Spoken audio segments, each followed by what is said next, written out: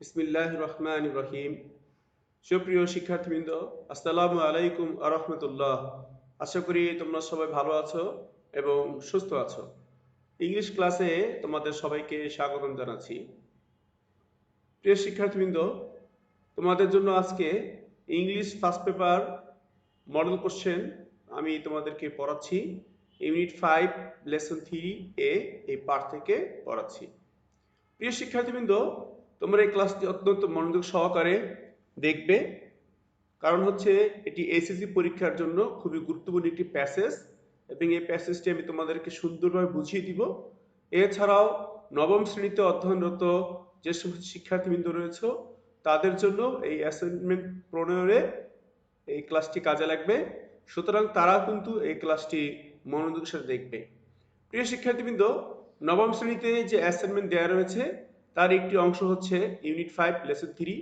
মূলত তাদের উদ্দেশ্য করেই এই ক্লাসটি আমি ডেডিকেট করব। এছাড়াও দশম শ্রেণী শিক্ষার্থীবৃন্দ তারাও কিন্তু এই ক্লাসটি মনোযোগ সহকারে দেখবে, কারণ এসএসসি পরীক্ষার জন্য এই প্যাসেজটি খুবই গুরুত্বপূর্ণ। তোমরা যদি টেস্ট পেপার অ্যানালাইসিস করে দেখো তাহলে দেখতে পাবে যে এই প্যাসেজটি কিন্তু বারবার টেস্ট পরীক্ষায় এসে থাকে। সুতরাং এর গুরুত্ব অনেক বেশি। আমি তোমাদেরকে প্যাসেজটি পড়ানোর আগে প্রথমে এই প্যাসেজ থেকে যে ভোকাবুলারিগুলো রয়েছে সেই ভোকাবুলারিগুলো তোমাদেরকে আমি পড়িয়ে নিচ্ছি। যেহেতু ভোকাবুলারিগুলো পড়লে তোমাদের ইংলিশ জানা খুব সহজ হয়ে যাবে, সেজন্য ভোকাবুলারিগুলো আমি আগে দিয়ে নিচ্ছি। প্রিয় শিক্ষার্থীবৃন্দ, আমি তোমাদেরকে প্রায় একটি কথা বলে থাকি, সেটি হচ্ছে তোমরা যখন কোনো বই পড়বে তখন তার বইয়ের অন্তর্নিহিত যে অর্থগুলো রয়েছে সেগুলো অবশ্যই শিখবে এবং ইংলিশ শেখার ক্ষেত্রে বিশেষভাবে মনে রাখবে যে তোমার ওয়ার্ড স্পেলিংগুলো ভালোভাবে জানা থাকতে হবে এবং তুমি চেষ্টা করবে প্রত্যেকটি শব্দ কোন ধরনের পার্টস অফ স্পিচ সেটি তুমি জানার চেষ্টা করবে এবং সেভাবে অধ্যয়ন করবে এবং সাথে সাথে তার ইংলিশ মিনিংটা কি হতে পারে, অথবা সেই শব্দের যদি কোনো ডেফিনিশন থাকে ডেফিনেশনটা কি হতে পারে সেটি তুমি জেনে নিবে।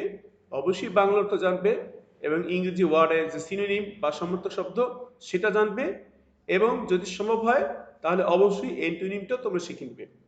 শিক্ষার্থীবৃন্দ, নবম শ্রেণী দশম শ্রেণী শিক্ষার্থী যারা রয়েছে তারা লক্ষ্য করো, সিনোনিমস গুলো তোমাদের জন্য অত্যন্ত গুরুত্বপূর্ণ এবং তোমরা যখন ইন্টারমিডিয়েটে চলে যাবে, একাদশ শ্রেণীতে অধ্যয়ন করবে, তখন তোমরা দেখবে যে তোমাদের সিনোনিমস অ্যান্টোনিমস আলাদাভাবে পরীক্ষায় আসে এবং তোমরা যদি এখন থেকেই সেই বিষয়ে অভ্যস্ত হয়ে যাও, অর্থাৎ সিনোনিমস অ্যান্টোনিমস তোমরা যদি শিখে নিতে পারো, তাহলে আমার মনে হয় তোমরা ইন্টারমিডিয়েট যখন তোমরা পড়বে তখন কিন্তু খুব সহজেই তোমরা এই জিনিসগুলো আয়ত্ত করতে পারবে। প্রত্যেকটি ওয়ার্ড অবশ্যই তোমাকে মনোযোগ সহকারে পড়তে হবে এবং প্রত্যেকটি ওয়ার্ড খুব খেয়াল করে এর স্পেলিং বা বানানের দিকে নজর রাখতে হবে। তুমি যদি প্রত্যেকটি বানানগুলো শিখে ফেলো এবং এর সিনোনিমগুলো শিখে নাও, বাংলা অর্থ শিখে রাখো, তাহলে মনে করবে তুমি ইংরেজিতে কখনো আটকাবে না। সেজন্যই তোমাকে অবশ্যই ইংরেজি ভালোভাবে শিখতে হবে। প্রিয় শিক্ষার্থীরা, এই জন্যই কিন্তু আমি তোমাদেরকে ইউনিট 5 লেসন 3 থেকে যে প্যাসেজটি পড়াচ্ছি, সর্বপ্রথমে যে ভোকাবুলারি সেগুলো দেখিয়ে নিচ্ছি। তো চলো আমরা ভোকাবুলারিগুলো দেখে নিচ্ছি। রেডিয়েশন, এটা আমাদের প্রথম শব্দ। রেডিয়েশন, রেডিয়েশন এটি একটি নাউন এবং এর অর্থ হচ্ছে emitting or causing to emit rays, অর্থাৎ বাংলা যদি বলি রশ্মি বিচ্ছুরণ করা, রশ্মি বা আলো সেটা বেরিয়ে আসে এবং এটা তির্যকভাবে, বিশেষ করে সূর্যকে বলা হচ্ছে যে সেখান থেকে যে প্রচুর পরিমাণ রেডিয়েশন এবং সূর্যের আলো থেকে বিভিন্ন রকমের রেডিয়েশন, বিশেষ করে ভায়োলেট কালার যে রেডিয়েশনগুলো আসে, ক্ষতিকর রেডিয়েশনগুলো, সেই সম্পর্কে কিন্তু বলতে গিয়ে রেডিয়েশনের কথাটা এখানে উল্লেখ করা হয়েছে। তো যাই হোক, আমরা বাংলা বলতে পারি রশ্মি বিচ্ছুরণ। সিনোনিম হিসেবে আমরা বলতে পারি ইমানেশন। এরপর রয়েছে অরবিট, এটি একটি নাউন। অরবিট অর্থ হচ্ছে the curved course of a heavenly body. Heavenly body বলতে গ্রহ নক্ষত্র দিকে ইঙ্গিত করা হয়, অর্থাৎ ইউনিভার্সের মধ্যে যেই বড় বড় নক্ষত্রগুলো রয়েছে সেগুলোকে হ্যাভেনলি বডি বলা হয়। গ্রহ নক্ষত্রাদির পরিক্রমণ পথ বা কক্ষ, এটাকে বলা হয় অরবিট এবং আমরা এটাকে সার্কেলের সাথে সিনোনিমসটা পড়তে পারি। যেহেতু অরবিট করা হয়, তোমরা জানো যে চারদিকে ঘুরে প্রদক্ষিণ করা হয়, তো সেই জন্যই এখান থেকে সার্কেল শব্দটা আমরা সিনোনিম হিসেবে গ্রহণ করতে পারি। এরপর রয়েছে দেখো কনসেন্ট্রেশন। কনসেন্ট্রেশন এটি একটি noun, the amount of a substance in a liquid or in another substance, অর্থাৎ দ্রবণের পরিমাণ, বিশেষ করে দ্রবণের পরিমাণ। তাহলে কনসেন্ট্রেশন এটি একটি নাউন। আমরা এখানে কি বলতে পারি? The amount of a substance in a liquid or in another substance. Synonym হিসেবে বলতে পারি কনসোলিডেশন, আর অ্যান্টোনিম হচ্ছে কি ডিলিউশন অথবা ডিস্ট্রাকশন। এনরমাস হচ্ছে পরবর্তী শব্দ, এনরমাস। ওকে, তোমরা স্পেলিংটা খুব খেয়াল করে দেখবে, কিন্তু এনরমাস বানানটা কিন্তু কঠিন বানান, তোমাদেরকে মনোযোগ সহকারে দেখতে হবে। এনরমাস, ওকে, এটি একটি অ্যাডজেক্টিভ এবং তোমরা যখন পড়বে তখন দেখবে এর সমর্থক অনেকগুলো শব্দ দেওয়া রয়েছে। Very large in size, quantity or extent. Bangla অর্থ হচ্ছে প্রচুর বা বিশাল, আমরা বলি এনরমাস সাইজ, এটাও বলতে পারি। সিনোনিম হিসেবে আসবে হিউজ, অথবা অ্যান্টোনিম হিসেবে আমরা বলতে পারি মিগার অথবা টিনি বা ছোট পরিমাণ, এটাকে আমরা বলতে পারি কি এনরমাসের অ্যান্টোনিম, বিপরীতার্থক শব্দ। এরপর রয়েছে দেখো প্যাশ্চার। প্যাশ্চার একটি নাউন এবং এটি হচ্ছে গ্রাজিং ল্যান্ড, অর্থাৎ যেখানে চারণভূমি, পশু চারণভূমি, যেখানে ক্যাটল বা গবাদি পশুদেরকে ঘাস খাওয়ানো হয়, সেটাকে বলা হয় প্যাশ্চার। ওকে, এরপর দেখো ডুয়েল। ডুয়েল এটি একটি অ্যাডজেক্টিভ, এর মানে হচ্ছে টু ফোল্ড বা two field, double or expressing two things আর পার্সনস, দ্বৈত, দ্বিগুণ ইত্যাদি। সিনোনিম হচ্ছে কাপলড আর ডুপ্লিকেট। আরেকটি শব্দ দেখো অ্যাবজর্ব। শব্দটি কি? অ্যাবজর্ব, শেষে কিন্তু বয়ের মধ্যে উচ্চারণ হচ্ছে অ্যাবজর্ব। অ্যাবজর্ব এর বাংলা অর্থ আগে বলে দিচ্ছি, শুষে ফেলা বা শুষে নেওয়া। এটি একটি ভার্ব। টু সাক ইন, সিনোনিম হচ্ছে ইনকর্পোরেট, অ্যান্টোনিম হচ্ছে ডিসিপেট। ডেলিভার, নেক্সট আট। ডেলিভার হচ্ছে ভার্ব, এর অর্থ হচ্ছে টু গিভ, মানে প্রদান করা, অর্থাৎ কাউকে দেওয়া, প্রোভাইড করা, টু গিভ। হ্যাঁ, এটা হচ্ছে ডেলিভার। সিনোনিম হচ্ছে সেভ। ইনস্টিড, ইনস্টিড এটি একটি অ্যাডভার্ব, এর অর্থ হচ্ছে অ্যাজ অ্যান অল্টারনেটিভ, মানে পরিবর্তে বা বদলে। যেমন আমরা বলি we use pronoun instead of noun. Okay, আশা করি বুঝতে পেরেছো। তাহলে দেখো ইনস্টিড এটা হচ্ছে অ্যাজ অ্যান অল্টারনেটিভ, পরিবর্তে বা বদলে। আমরা বলতে পারি সাবস্টিটিউট। এরপর রয়েছে দেখো জেনারেট। জেনারেট এটি হচ্ছে একটি verb, to produce or to bring into existence, মানে হচ্ছে উৎপাদন করা। সিনোনিম হিসেবে বলতে পারি অরিজিনেট, অ্যান্টোনিম হিসেবে আসবে প্রিভেন্ট। এরপর রয়েছে দেখো ফসিল। ফসিল দিয়ে কি বোঝানো হচ্ছে? A rock or mineral dug out of the earth, a relic of former living things preserved in the rocks and attained person or things. এর অর্থ আমরা বলতে পারি কি, ফসিল অর্থ বাংলা জীবাশ্ম। ঠিক আছে, কি বলতে পারি? জীবাশ্ম। এরপর রয়েছে ফুয়েল। ফুয়েল এটি একটি noun, material for a fire, অর্থাৎ জ্বালানি হিসেবে যা আমরা ব্যবহার করে থাকি সেটাকে আমরা বলি ফুয়েল। বাংলা অর্থ আমরা বলে থাকি জ্বালানি। এরপর রয়েছে দেখো অবটেইন। অবটেইন এটি একটি verb, to get or to gain something, কোনো কিছু অর্জন করা, পাওয়া বা অর্জন করা। সিনোনিম হচ্ছে আর্ন। প্রিয় শিক্ষার্থীরা, এই ছিল আমাদের আজকের প্যাসেজ সম্পর্কিত যে গুরুত্বপূর্ণ শব্দ, শব্দার্থ, সিনোনিমস, অ্যান্টোনিমস এবং পার্টস আইডেন্টিফিকেশন। আশা করি তোমরা মনোযোগ সহকারে শ্রবণ করেছো এবং তোমরা প্রয়োজন স্ক্রিনশট নিয়ে দেখে নিতে পারো। শিক্ষার্থীবৃন্দ, তোমাদের নিজ নিজ স্কুল থেকে যে সমস্ত রেফারেন্স বই দেয়া থাকে, মডেল কোশ্চেন তোমরা কিন্তু সেখান থেকেও প্র্যাকটিস করতে পারো। তো যাই হোক, আমি তোমাদেরকে এখন প্যাসেজটি পড়ে শোনাচ্ছি, প্যাসেজটি আমি তোমাদেরকে বুঝিয়ে দিব ইনশাআল্লাহ। তোমরা কিন্তু অত্যন্ত মনোযোগের সাথে ক্লাসটি করবে। তো চলো আমরা শুরু করি। Let's start from unit 5 lesson 3A passage. Read the passage carefully and answer the questions following it. প্রিয় শিক্ষার্থীবৃন্দ, তোমাদেরকে বলা হয়ে থাকে যে তোমরা এই প্যাসেজটি, অর্থাৎ প্রদত্ত প্যাসেজটি মনোযোগ সহকারে, যত্ন সহকারে পড়ো এবং তারপরে এই প্যাসেজ অনুসারে যে প্রশ্ন দেওয়া রয়েছে সেই প্রশ্নগুলোর উত্তর দাও। তাহলে এই প্যাসেজ কিন্তু খুব ভালোভাবে পড়তে হবে এবং তোমরা যখন প্যাসেজটি পড়বে, গুরুত্বপূর্ণ শব্দগুলো আমি তোমাদের পড়িয়ে দিয়েছি, তাছাড়াও তোমরা সেই শব্দগুলো আন্ডারলাইন করে নিবে এবং যদি আর নতুন কোনো শব্দ পাওয়া যায় সেই শব্দগুলোও কিন্তু তোমরা অবশ্যই আন্ডারলাইন করে নিবে এবং যত্ন সহকারে শিখে নিবে। এবার আমি তোমাদেরকে প্যাসেজটি পড়ে শোনাচ্ছি। Humans can neither change the sun's radiation nor the earth's orbit around the sun. লক্ষ্য করো কি বলা হচ্ছে, হিউম্যানস মানে মানব জাতি, ক্যান নাইদার চেঞ্জ। এখানে দেখো নাইদারের সাথে নর একটা যুক্ত শব্দ আছে, দেখো নাইদার নর। আমরা জানি আইদার অর, নাইদার নর, এটা দুইটা জিনিসকে নেগেটিভ করার জন্য ব্যবহার করা হয়। তাহলে দেখো হিউম্যানস ক্যান নাইদার চেঞ্জ, মানুষেরা পরিবর্তন করতে পারে না দ্য সানস রেডিয়েশন, সূর্যের যে রশ্মি বিচ্ছুরণ এটাকে মানুষ কখনোই পরিবর্তন করতে পারবে না, পারে না। নট দ্য আর্থ অরবিট, অথবা এই যে পৃথিবী প্রদক্ষিণ করে অ্যারাউন্ড দ্য সান, সূর্যের চারদিকে পৃথিবী যে প্রদক্ষিণ করে, এই দুইটি অংশ যে বলা হচ্ছে অর্থাৎ সানস রেডিয়েশন আর আর্থ অরবিট, এই দুইটির একটিও মানুষ কখনোই পরিবর্তন করতে পারেনি, এখনো পারছে না, কোনোদিন পারবেও না। Okay, but man can control the increase in the amount of green house gases and its effect on the atmosphere. কিন্তু মানুষ যেটা পারে সেটা হচ্ছে মানুষ কিছু কিছু জিনিস নিয়ন্ত্রণে রাখতে পারে। যেমন ধরো গ্রিন হাউস গ্যাস, যেটাকে আমরা বলি কার্বন ডাইঅক্সাইডের পরিমাণ, সেই কার্বন ডাইঅক্সাইডের পরিমাণ আমাদের যে বায়ুমণ্ডল রয়েছে, অ্যাটমসফিয়ার রয়েছে, পরিমণ্ডল রয়েছে, সেই পরিমণ্ডলের মধ্যে কার্বন ডাইঅক্সাইড গ্যাস কিন্তু মানুষ উৎপাদন করে থাকে। সুতরাং এখানেই কিন্তু মানুষ ইচ্ছে করলে কন্ট্রোল বা নিয়ন্ত্রণ নিয়ে আসতে পারে। Only during the last 100 years, the carbon dioxide concentration has been raised alarmingly in the atmosphere, and we humans can be held responsible for this. দেখো বলা হচ্ছে only during the last 100 years, মাত্র কয়েক শতকের মধ্যে, মানে এই 100-200 বছর, এই 100 বছরের মধ্যে, ধরো 100 বছরের মধ্যে। ওকে, তো এই 100 বছরের মধ্যে কি অবস্থা হয়েছে দেখো, the carbon dioxide concentration has been raised alarmingly.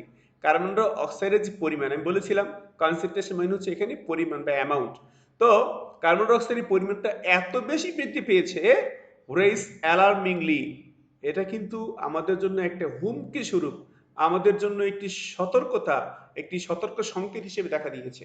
কোথায়? In the atmosphere, and we humans can be held responsible for this, এবং আমরা মানব জাতি, আমরা নিজেরাই কিন্তু এর জন্য দায়ী। লক্ষ্য করো প্রিয় শিক্ষার্থীবৃন্দ, the main cause of the increase in carbon dioxide level in the atmosphere is the burning of fossil fuels. এখন প্রশ্ন আসে যে এই যে কার্বন ডাইঅক্সাইড বেড়ে যাচ্ছে এর কারণটা কি? ঠিক আছে, what are the causes or what is the cause of increasing in carbon dioxide level in the atmosphere, এবার প্রশ্ন আসতে পারে। তো তোমরা যখন পড়বে তখন কিন্তু তোমরা খুব মনোযোগের সাথে, খুব খেয়াল করে প্রত্যেকটি লাইন, প্রত্যেকটি শব্দ পড়বে, এবং প্রয়োজনীয় অংশ যেখানে তথ্য উৎপত্ত দেয়া রয়েছে, ইম্পর্টেন্ট কথাগুলো বলা হচ্ছে, সেটা তোমরা আন্ডারলাইন করে নিবে। তাহলে দেখো, the main causes of the increase in carbon dioxide level in the atmosphere is burning fossil fuels। আমি এতটুকু সিলেক্ট করে দিয়েছি, লক্ষ্য করে দেখো। বলা হচ্ছে আমাদের পরিমণ্ডলে কার্বন ডাইঅক্সাইডের পরিমাণের বৃদ্ধির যে প্রধান কারণ, মেইন কজ বা প্রধান কারণ, সেটি হচ্ছে কি বার্নিং অফ ফসিল ফুয়েলস, অর্থাৎ আমরা যে ফসিল ফুয়েলস, যেটাকে বলা হয় বাংলায় জীবাশ্ম জ্বালানি, এই জীবাশ্ম জ্বালানিগুলো আমরা যে ব্যবহার করছি, সেই জন্যই কিন্তু এগুলো পুড়ে এখান থেকে প্রচুর পরিমাণে কার্বন ডাইঅক্সাইড তৈরি হচ্ছে। এরপর দেখো, since the end of the 19th century, অর্থাৎ 19বিংশ শতাব্দীর শেষের দিকে, industrial activities increase rapidly giving rise to many factories. বলা হচ্ছে যে ইন্ডাস্ট্রিয়াল অ্যাক্টিভিটিস অর্থাৎ শিল্প কারখানা, এগুলো প্রচুর পরিমাণে বেড়ে গিয়েছে, এবং এর কারণে যে কলকারখানা সেগুলো কিন্তু বেড়ে গিয়েছে।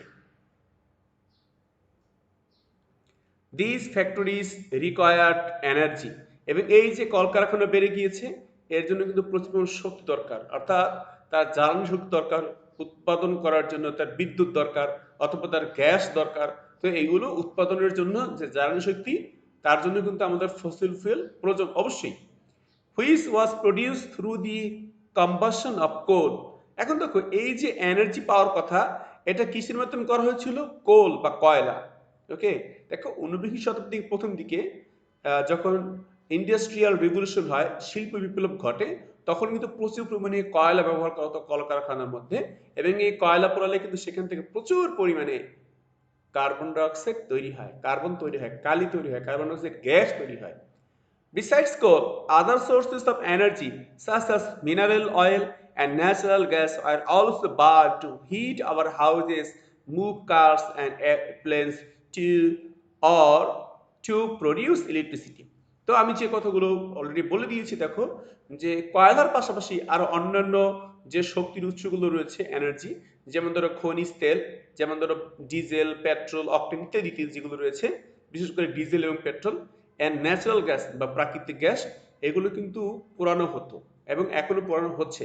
কেন পোড়ানো হচ্ছে? টু হিট আওয়ার হাউসেস, আমাদের ঘরগুলোকে তাপমাত্রা বজায় রাখার জন্য, অর্থাৎ ঘরগুলোকে উত্তাপ রাখার জন্য, উত্তপ্ত রাখার জন্য। তোমরা জানো যে আমাদের বাংলাদেশ ছাড়া অন্যান্য যে শীতলতম দেশগুলো রয়েছে, শীত প্রধান দেশ রয়েছে, সেখানে কিন্তু তাদের ঘরকে উত্তপ রাখার জন্য, উত্তপ্ত করার জন্য সেখানে কিন্তু তোমরা দেখবে যে ঘরের মধ্যেই ছোট চিমনির মতো করে সেখানে তারা কয়লা জ্বালিয়ে রেখে, গ্যাস জ্বালিয়ে রাখে, যাতে করে ঘর উত্তপ্ত থাকে, গরম থাকে। এখন অবশ্য রুম হিটার একটা আবিষ্কৃত হয়েছে, সেটা দিয়ে কিন্তু অনেকেই রুমটাকে কি বলে উত্তাপ রাখতে পারে।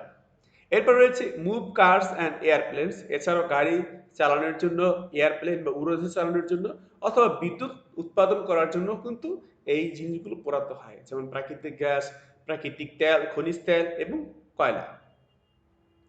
Nowadays, about 85 million barrels of crude oil are burned daily.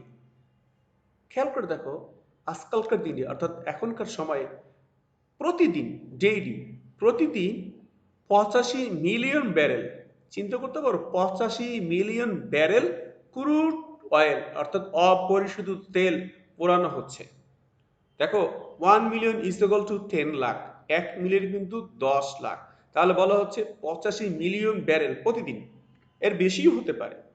Every time a fossil র মেটেরিয়াল ইজ বার্ন, যখনই কোনো জীবাশ্ম জ্বালানি, যেটা কাঁচামাল হিসেবে, সেটা যখন পোড়ানো হয়, it releases carbon dioxide into the air. এর ফলে কি হয়, এটা কিন্তু আমাদের বাতাসে, আমাদের যে বায়ুমণ্ডল, সেই বায়ুমণ্ডলে প্রচুর পরিমাণে কার্বন ডাইঅক্সাইড গ্যাসটা ছেড়ে দেয়। Therefore, সেজন্য it is clear that more and more greenhouse gases like carbon dioxide are being generated worldwide by humans. তো এটা একেবারেই পরিষ্কার, তোমরা নিশ্চয়ই লক্ষ্য করছো যে এই জীবাশ্ম জ্বালানিগুলো পোড়ানোর কারণে কি হচ্ছে। It is clear that more and more green house gases, অর্থাৎ প্রচুর পরিমাণে গ্রিন হাউস গ্যাস আরো বেশি বেশি করে উৎপন্ন হচ্ছে। যেমন ধরো কার্বন ডাইঅক্সাইড এবং আর অন্যান্য বিষাক্ত ক্ষতিকর গ্যাস, সেগুলো প্রতিদিন সারা বিশ্বব্যাপী সেগুলো কিন্তু তৈরি হচ্ছে। কারা তৈরি করছে? মানুষই তৈরি করে দিচ্ছে, অর্থাৎ মানুষ তার নিজের ক্ষতি কিন্তু নিজেই করছে। এবার আসো, moreover we are also strengthening the greenhouse effect by deforestation, which means cutting down trees. এখন দেখো, আমরা কিন্তু উল্টো দিকে, মানে আমরা ভিন্নধর্মী কাজ করে থাকি। আমাদের ক্ষতির জন্য আমরা কার্বন ডাইঅক্সাইড গ্যাস তৈরি করছি, তো আমরা ক্ষতি করছি। তো এই কার্বন ডাইঅক্সাইড গ্যাস অ্যাবজর্ব করার জন্য, কার্বন ডাইঅক্সাইড গ্যাস যারা গ্রহণ করবে, সেগুলো হচ্ছে গাছপালা। প্রচুর পরিমাণ গাছপালা থাকা দরকার কার্বন ডাইঅক্সাইড গ্যাস নিয়ন্ত্রণ করার জন্য, কার্বন ডাইঅক্সাইড গ্যাস নেয়ার জন্য। কার্বন ডাইঅক্সাইড গ্যাস তারা শুষে নিবে এবং তারা কি করবে, সমস্ত প্রাণীর জন্য অক্সিজেন গ্যাসটা খুব প্রয়োজনীয়, এই গাছপালা থেকে আমরা অক্সিজেন গ্যাস পেয়ে থাকি। কিন্তু দেখা যাচ্ছে, এখানে বলা হচ্ছে যে আমরা কিন্তু এই গাছপালাগুলো কেটে ফেলছি বাই ডিফরেস্টেশন। ডিফরেস্টেশন মানে কি? কাটিং ডাউন ট্রিজ, গাছপালা কেটে ফেলা। তো দেখো, আমরা প্রচুর পরিমাণে কার্বন ডাইঅক্সাইড গ্যাস উৎপন্ন করছি, আর অপরদিকে প্রচুর পরিমাণে গাছপালা কেটে ফেলছি, তার মানে আমরা বন উজাড় করে দিচ্ছি। Every year, enormous areas of forest are destroyed by people to obtain wood and to clear regions for mining and to create pasture. প্রতি বছর অনেক বিশাল বিশাল এলাকা, যেগুলো বন্য এলাকা ছিল, যেখানে বনভূমি ছিল, বন জঙ্গল ছিল, গাছপালা ছিল, সেগুলো কেটে ধ্বংস করা হচ্ছে। কারা করছে? মানুষেরই কিন্তু করছে। এখন প্রশ্ন হচ্ছে, তারা এই বনগুলো কেন উজাড় করছে? ওই যে অধিক পরিমাণ মানুষ, এই অধিক মানুষের প্রয়োজন মিটাবার জন্য তারা কাঠ দরকার, এবং এই কাঠগুলো তারা বন থেকে সংগ্রহ করছে, আবার সাথে সাথে তারা জমি পাচ্ছে নতুন করে, এবং সেখানে তারা তোমরা দেখবে যে পৃথিবীর বড় বড় যে বনাঞ্চল রয়েছে, সেই বনাঞ্চল থেকে তারা বিভিন্ন রকমের খনিজ পদার্থ, মূল্যবান পদার্থ, হ্যাঁ, যেমন ধরো স্বর্ণ ইত্যাদি ইত্যাদি, এই ধরনের মূল্যবান ধাতু বা মূল্যবান পদার্থ তারা আহরণ করার জন্য তারা কিন্তু সেই বনভূমি কেটে সেখান থেকে তারা পরীক্ষা নিরীক্ষা চালিয়ে গবেষণার মাধ্যমে তারা কিন্তু সেখান থেকে এগুলো বনগুলোকে তারা উজাড় করে ফেলছে, অর্থাৎ গাছপালাগুলো তারা ধ্বংস করে ফেলছে। অ্যান্ড টু ক্রিয়েট প্যাস্চার, এবং তারা সেখানে কিন্তু তৃণভূমি বা পশু চারণভূমি তারা তৈরি করছে। যেহেতু প্রচুর পরিমাণে পশু পালন করতে হয়, তাদের ঘাস খাওয়ানোর জন্য তৃণভূমি দরকার, পশু চারণভূমি দরকার, তারা কিন্তু সেটা করছে। This loss of the forest causes dual problems. এখন এই যে ফরেস্টগুলো কাটা হচ্ছে, দেখো, এই যে বনভূমিগুলো কাটা হচ্ছে, অর্থাৎ বন উজাড় করা হচ্ছে, ডিফরেস্টেশন করা হচ্ছে, এর মাধ্যমে কিন্তু দুইটা সমস্যা দেখা যাচ্ছে, ডুয়াল প্রবলেমস। এখানে লেখক বলেছেন যে কজেস ডুয়াল প্রবলেমস, দুইটি প্রবলেম দেখা দিচ্ছে। কি কি problem? Trees that are burn down release a large volume of carbon dioxide gas into the air. এই গাছপালাগুলো কাটা হলে এই গাছপালাগুলো আবার পোড়ানো হয়। তো এই গাছপালাগুলো যখন পোড়ানো হয় তখন সেখানে কিন্তু প্রচুর পরিমাণে কার্বন ডাইঅক্সাইড উৎপন্ন হয় এবং সেগুলো বাতাসে মিশে যায়। On the other hand, an important carbon dioxide storehouse is destroyed with the forest, as forest absorb a lot of carbon dioxide from the air and deliver oxygen instead. এবং অপরপক্ষে দেখো, যেই গাছপালাগুলো কাটা হচ্ছে, প্রচুর পরিমাণে গাছ নিধন করা হচ্ছে, এরাই কিন্তু ছিল অক্সিজেনের ভান্ডার। সেখানে কিন্তু তারা একদিকে যেমন কার্বন ডাইঅক্সাইড গুলো তারা অ্যাবজর্ব করতো, তারা গ্রহণ করে নিত, বায়ুমণ্ডল থেকে তারা কার্বন ডাইঅক্সাইড শোষণ করে নিত, যা আমি একটু আগেই বললাম, এবং তারা কিন্তু প্রচুর পরিমাণ অক্সিজেন সরবরাহ করতো এর বিনিময়ে। তো এখন হচ্ছে কি, দুইটা প্রবলেম হচ্ছে, মানে আমাদের উচিত ছিল গাছপালা বেশি পরিমাণে লাগানো, আমরা গাছপালা কেটে ফেলছি। অপরপক্ষে আমাদের উচিত ছিল কার্বন ডাইঅক্সাইড গ্যাস উৎপন্ন কম করা, কিন্তু আমরা কার্বন ডাইঅক্সাইড গ্যাস প্রচুর পরিমাণে উৎপন্ন করছি, আবার অপরদিকে গাছপালাগুলো কেটে ফেলছি। তো আমাদের ক্ষতির জন্য, অর্থাৎ মানুষ তার নিজেদের ক্ষতির জন্য যা যা দরকার সবকিছু করছে। প্রিয় শিক্ষার্থীরা, তো আমার মনে হয় যে তোমরা প্যাসেজটি সুন্দরভাবে বুঝতে পেরেছো। তোমরা বাড়িতে আরো বেশি করে এই প্যাসেজটি পড়বে, প্রয়োজনে ক্লাসটি বারবার করে দেখবে, তাহলে এই কঠিন যে প্যাসেজটা ছিল, এই প্যাসেজ সম্পর্কে অনেকের ধারণা এই প্যাসেজটা অনেক কঠিন প্যাসেজ। তো আমার মনে হয় যে ক্লাসটি তোমরা যদি দেখো, অথবা তোমরা যদি বারবার দেখো, তাহলে আমার মনে হয় তোমাদের কোনো প্রবলেম হবে না। তো যারা নবম শ্রেণীতে পড়াশোনা করছো, যারা ক্লাসটি দেখছো, তোমরা দেখবে যে তোমাদের অ্যাসাইনমেন্টে ডিফরেস্টেশন সম্পর্কে একটি প্রতিবেদন লিখতে বলা হয়েছে। তো আমার মনে হয় এখান থেকে তোমরা কিছু ধারণা নিতে পারবে। এছাড়াও অ্যাসাইনমেন্টের জন্য যে উত্তর, নমুনা উত্তর, ডিফরেস্টেশন বা আদার্স কোশ্চেন যে উত্তরগুলো, সেটা আমি আরেকটা ভিডিও ক্লাসে দিয়ে দিয়েছি। তোমরা সেই ক্লাসটিও সুন্দরভাবে দেখবে এবং তোমাদের যে অ্যাসাইনমেন্ট সেইটি তোমরা সুন্দরভাবে প্রণয়ন করবে। দশম শ্রেণীর যে সমস্ত শিক্ষার্থীবৃন্দ রয়েছে যারা ক্লাসটি দেখছো, আমি জানি না কোথায় বসে কে ক্লাসটি দেখছো, তবে অবশ্যই তোমরা এই প্যাসেজটি গুরুত্ব সহকারে পড়বে, যেহেতু এসএসসি এক্সামের জন্য এই প্যাসেজটি খুবই গুরুত্বপূর্ণ। এই প্যাসেজ রিলেটেড যে এমসিকিউ রয়েছে, অর্থাৎ মাল্টিপল চয়েস কোশ্চেনগুলো রয়েছে, এছাড়াও প্রশ্ন উত্তরগুলো রয়েছে, তোমরা অবশ্যই সেই প্রশ্ন উত্তরগুলো তোমরা শিখে নিবে।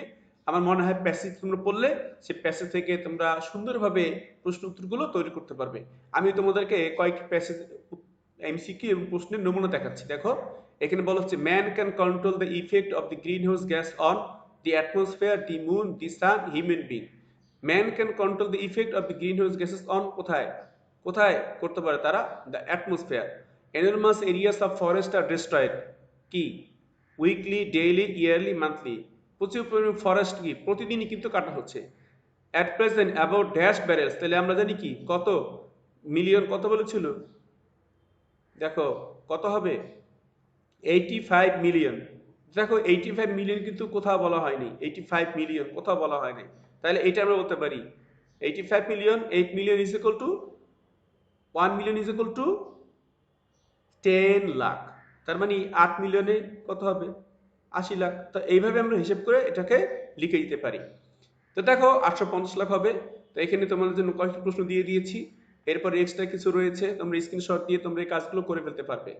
এখন দেখো এখানে কিছু প্রশ্ন রয়েছে, যেমন দেখো, what is the main cause of the increase in carbon dioxide level in the atmosphere. আমি তোমাদেরকে যখন প্যাসেজটি পড়িয়েছিলাম এই সম্পর্কে আলোচনা করেছি। What can a man control, man কি কন্ট্রোল করতে পারে? নিশ্চয়ই সানস রেইস কন্ট্রোল করতে পারে না, এবং আর্থ অরবিট বা পৃথিবীতে প্রতিদিন সেটা কন্ট্রোল করতে পারে না। কিন্তু আমি বাংলা বলে দিচ্ছি, একটি হিন্টস দিয়ে দিচ্ছি জাস্ট, তোমরা কিন্তু উত্তরটা প্যাসেজ থেকে বের করতে পারবে। তো প্রিয় শিক্ষার্থীরা, তোমরা নিশ্চয়ই প্রশ্নগুলো দেখতে পাচ্ছ, এবং প্যাসেজটা হচ্ছে মেইন জিনিস। আমি আবার বলি, পড়ার কোনো বিকল্প নেই, তোমরা এই প্যাসেজটি বারবার করে পড়বে, বারবার করে পড়বে কেবলমাত্র, তাহলেই কিন্তু তোমরা এই প্যাসেজ সম্পর্কে অবগত হতে পারবে। তো প্রিয় শিক্ষার্থীরা, আশা করি তোমার মনোযোগ সহকারে ক্লাসটি দেখেছো। ক্লাসটি যদি তোমাদের ভালো লাগে তাহলে অবশ্যই তোমরা তোমাদের বন্ধুদের সাথে শেয়ার করবে, এবং যারা এই ক্লাসটি দেখছো, চ্যানেলে যারা দেখছো, তারা অবশ্যই চ্যানেলটি সাবস্ক্রাইব করে নিবে। ধন্যবাদ সবাইকে, আল্লাহ হাফেজ।